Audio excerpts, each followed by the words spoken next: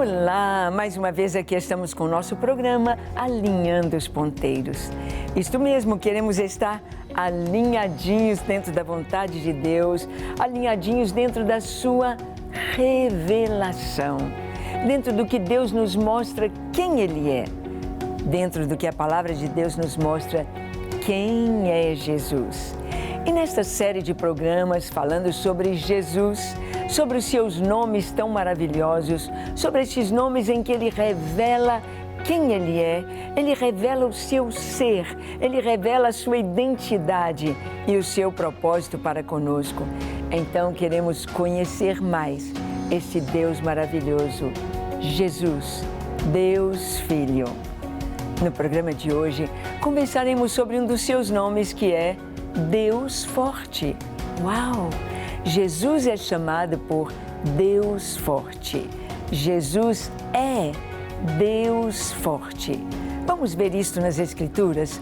Vamos ver Jesus sendo revelado como Deus no Antigo e no Novo Testamentos? Então deixe o seu coração aberto, pronto para ouvir o Senhor, pronto para receber a sua palavra, pronto para deixar o Espírito Santo te revelar que Jesus é Deus. O programa Alinhando os Ponteiros já começou.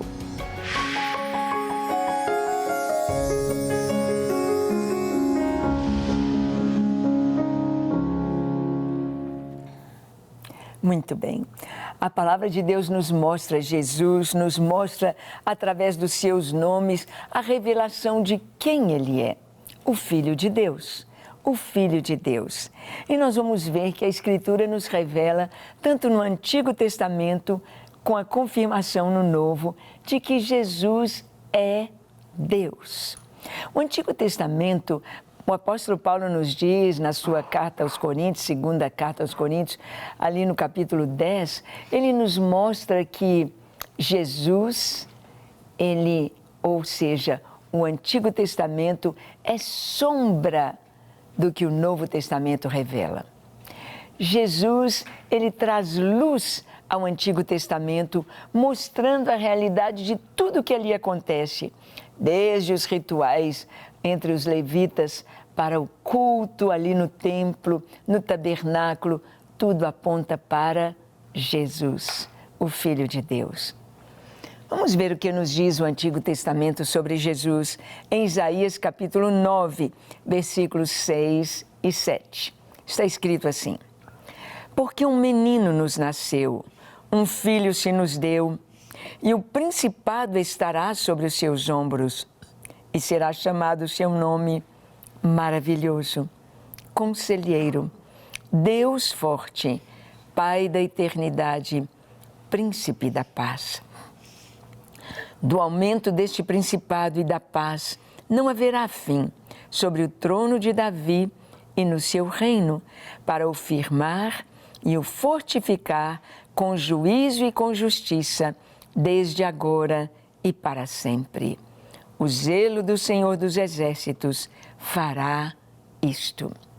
Bem, esta é uma profecia sobre o Messias, sobre o Filho de Deus que Deus haveria de enviar ao mundo, sobre o Filho de Deus, o Messias, que haveria de esmagar a cabeça da serpente, sobre o descendente maravilhoso da raiz de Davi, da tribo de Judá, o leão da tribo de Judá, que seria semelhante a Moisés.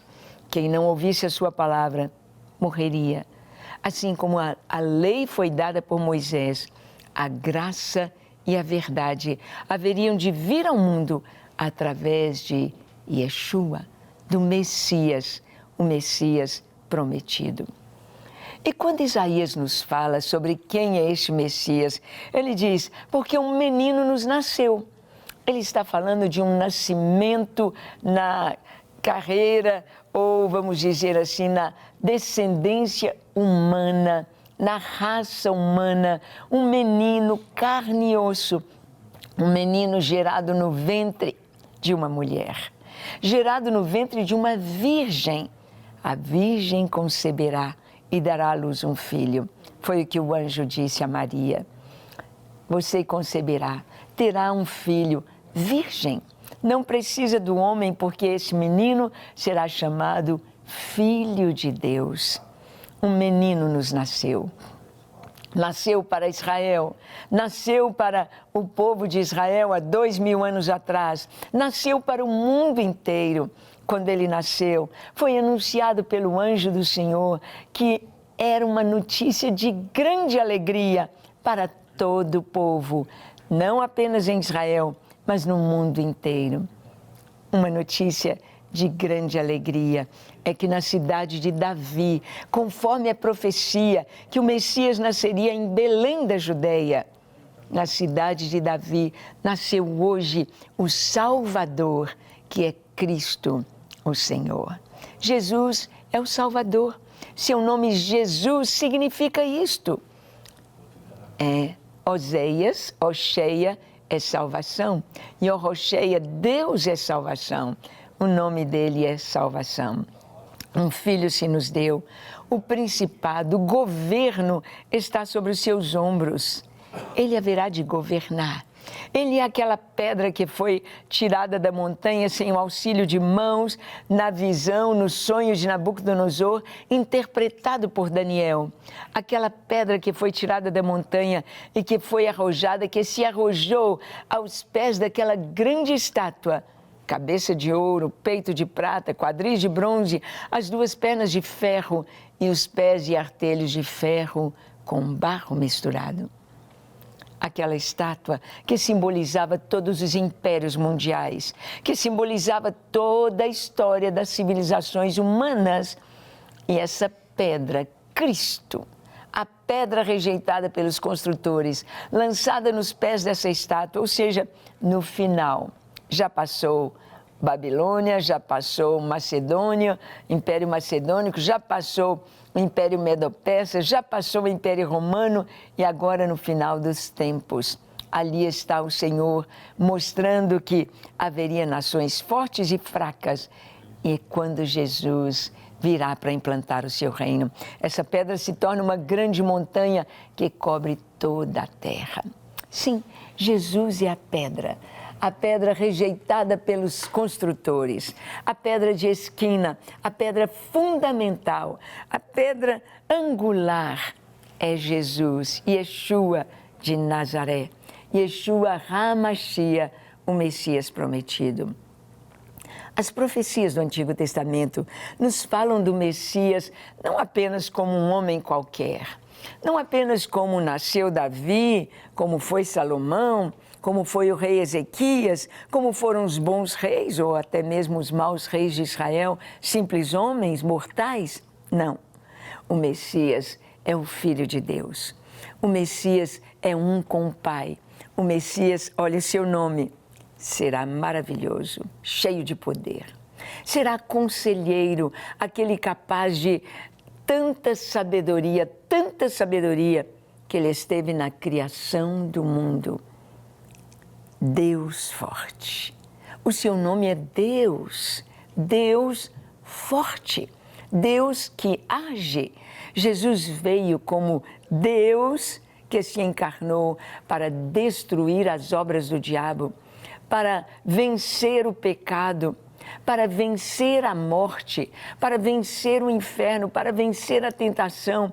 Jesus veio mostrar que é possível vencer a carne, o inferno, o mundo, Satanás, pelo seu nome. Jesus, o Messias prometido, e o seu nome será maravilhoso, Conselheiro, Deus forte, Pai da eternidade, Príncipe da paz. E nós vamos ver que sobre ele está este governo sobre o Senhor. Ele é Deus forte. Nós vamos ver o Senhor como Deus forte nas Escrituras. E nós podemos ver aqui como vai acontecer uma conversão a Cristo. Isto está no Antigo Testamento. Olha bem o que está em Isaías capítulo 10, versículo 21. Diz assim: os restantes se converterão ao Deus forte, sim, os restantes de Jacó. Estes restantes aqui significam remanescentes. O Antigo Testamento nos está falando de um remanescente que vai se converter a Cristo, que vai se converter a este Deus forte, a este Messias. O restante se converterão ao Deus forte. Quem é Deus forte? O Messias prometido. Uau! Quando nós falamos de converter a Cristo, quando nós falamos de nascer de novo, quando nós falamos de ser um com o Pai, ser um com o Filho, ser um com o Espírito Santo, isto não é apenas o Novo Testamento, é o Antigo Testamento também. Se converterão ao Deus forte. Claro, a Escritura nos fala absolutamente a verdade. Então está escrito que não é todo o povo de Israel, mas serão os remanescentes, se converterão a Cristo. Nós vamos ver que Jesus é o Filho de Deus. Ele é o Filho de Deus. Olha o que está em João, capítulo 20, versículos 30 a 31. A própria palavra nos mostra que Jesus é Deus, Jesus é o Filho de Deus. João escreveu assim: Jesus, pois, operou também em presença de seus discípulos muitos outros sinais que não estão escritos neste livro. Estes, porém, foram escritos para que creiais que Jesus é o Cristo, o Filho de Deus, e para que, crendo, tenhais vida em seu nome. Que coisa linda! João está dizendo que no seu livro ele não colocou tudo que Jesus fez. Ele não colocou tudo que Jesus falou. Não tinha jeito. Ele fala que se na terra fossem escritos todos os feitos do Senhor, tudo que ele fez, tudo que ele falou e o que ele está fazendo até hoje, não ia caber o tanto de livro para ser escrito. Mas ele disse: estes foram escritos. Aqueles milagres selecionados no Evangelho de João foram escritos para que nós possamos crer que Jesus é o Filho de Deus. E crer não apenas que Ele é o Deus forte, não apenas que Ele é o Filho de Deus, mas através da nossa fé, através de crer em Jesus, nós recebemos a vida eterna. A vida eterna. Este é o propósito de Deus. Este é o propósito dele para nós. O Senhor quer que nós tenhamos a vida eterna. Jesus, ele se revelou como Deus, como Filho de Deus. Ele nos levou a essa categoria de filhos de Deus. O que os filhos de Deus têm diferente das pessoas? Vamos continuar sendo seres humanos? Sim, claro. Vamos continuar sendo, como se diz, comedores de arroz com feijão? Sim, claro. Vamos continuar tendo as nossas limitações, podendo passar por lutas, por provas, podendo enfrentar enfermidade, podendo enfrentar a morte, passar pela morte? Sim. O que tem de diferente para o Filho de Deus, para aquele que se converte, para aquele que se torna um com Cristo? O Senhor nos dá autoridade. Autoridade, nos diz a palavra, para pisar serpentes e escorpiões. Autoridade sobre Satanás em o nome de Jesus. Autoridade sobre as enfermidades. Autoridade no mundo espiritual. E Ele nos traz ao coração uma certeza, uma garantia da vida eterna.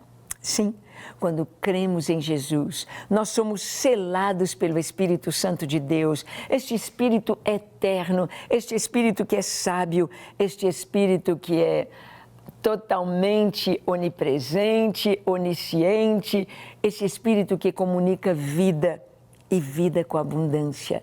E o Espírito Santo em nós é o selo, é o penhor, é a garantia da nossa salvação. É o que o apóstolo Paulo nos diz na carta aos Romanos, no capítulo 8. Ele diz que o Espírito Santo, que todos nós temos aqui o testemunho do Espírito Santo dentro de nós, que somos filhos de Deus. O Espírito Santo testifica com o nosso espírito que somos filhos de Deus. O testemunho do Espírito nos garante que o nosso nome está lá nos céus, nos garante que temos a vida eterna, nos garante que temos luz para compreender a vida, para compreender a palavra de Deus e autoridade para ensinar, para pregar. Que coisa tão linda tornar-se filho de Deus, ser um só com Jesus, o Senhor. Nós vamos ver que ser filho de Deus, ter um novo, passar pelo novo nascimento, é entrar no reino de Deus, é fazer parte, é tornar-se um súdito deste reino. A palavra nos diz que fora do reino de Deus, fora desse ambiente celestial do reino, fora ficam os cães, ficam os mentirosos, os ladrões, ficam todos aqueles que tiveram uma vida no pecado, desejando o pecado, buscando o pecado e acionando sempre o pecado em suas vidas. Ficam fora. Não herdarão o reino de Deus os que tais coisas praticam. E ali o apóstolo Paulo coloca uma lista de pecados da carne, pecados de promiscuidade, de sujeira, de roubo, de falar mal, de desejar o mal, de matar, etc., ficarão fora do reino. Mas dentro do reino, Jesus disse, se alguém não nascer de novo, não pode ver o reino de Deus, não pode entrar no reino de Deus, não pode participar deste reino. Tornar-se filho de Deus é ter a garantia de ser um súdito deste reino, de morar nos céus, de morar na Nova Jerusalém, de herdar a vida eterna e tudo que o Senhor tem para nós. Nós vamos ver que Jesus, como Filho de Deus, Ele se revela. Jesus, Ele mesmo se revelou. Em Mateus capítulo 26, de 62 a 68, nós vamos ver Jesus diante do Sinédrio, Jesus diante do júri, ali em um julgamento totalmente fora das leis de Israel. Jesus foi julgado de noite na casa de Caifás.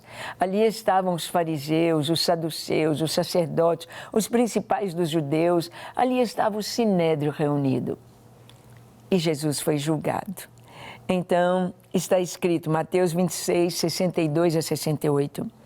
E levantando-se o sumo sacerdote, lhe disse, não respondes coisa alguma ao que estes depõem contra ti? Jesus, porém, guardava silêncio. E respondendo o sumo sacerdote, disse-lhe, conjuro-te pelo Deus vivo, que nos diga se tu és o Cristo, o Filho de Deus. Disse-lhe Jesus, tu o disseste. Digo-vos, porém, que vereis em breve o Filho do Homem assentado à direita do poder e vindo sobre as nuvens do céu. Então, o sumo sacerdote rasgou as suas vestes, dizendo, blasfemou! Para que precisamos ainda de testemunhas? Eis que bem ouviste agora a sua blasfêmia. Que vos parece? E eles, respondendo, disseram, é réu de morte. Então, cuspiram-lhe no rosto e lhe davam punhadas, e outros o esbofeteavam, dizendo, profetiza-nos, Cristo, quem é o que te bateu? Bem, Jesus foi ali julgado num julgamento totalmente humano, totalmente fora do padrão, à noite, e sem defesa, testemunhas falsas falando sobre o que Jesus não falou, torcendo as palavras de Jesus. E Jesus está calado. E Jesus não fala absolutamente nada, porque Jesus sabia que ele veio para aquele momento. Ele sabia que aquela condenação não era dele, aquela condenação era de todos nós. Somos réus de morte, somos condenados a morrer. Jesus assumiu o nosso lugar. Jesus pagou. Ele sim tinha justiça suficiente para nos livrar da morte. Ele sim tinha justiça suficiente para não ser condenado. Mas Jesus escolheu entregar a sua vida ali por nós. Então ele guardava silêncio. E veio o sumo sacerdote, a maior autoridade religiosa e política daquela época, veio a Jesus e disse: você não fala nada, você não vai responder nada, conjuro-te perante o Deus vivo. Essa expressão, conjuro-te diante de Deus, era uma forma de exigir uma resposta. Exigir uma resposta com juramento diante de Deus. E a pergunta do sumo sacerdote foi esta. A resposta que o mundo inteiro queria ouvir: tu és o Cristo? Tu és o Messias? Tu és o Filho de Deus? Tu és aquele a respeito de quem as Escrituras nos mostram que Deus haveria de enviar no tempo certo, e era aquele tempo, há 2000 anos atrás. És tu o Cristo, o Filho de Deus? Na própria pergunta, embutido na própria pergunta de Caifás, ali estava o que os judeus esperavam do Cristo, Filho de Deus, com governo sobre os seus ombros. Filho de Deus, com autoridade e poder no mundo espiritual. O Filho de Deus. Tu és o Filho de Deus? Jesus estava sendo obrigado a responder. Era uma conjuração. Conjuro-te. Você é obrigado a responder diante de Deus. E o que Jesus responde? Tu o disseste. Ou seja, você conhece a Escritura. Você sabe quem é o Cristo. Você sabe que a Escritura mostra o Messias como Deus forte. E o seu nome será Deus forte. Sim, eu sou o Filho de Deus.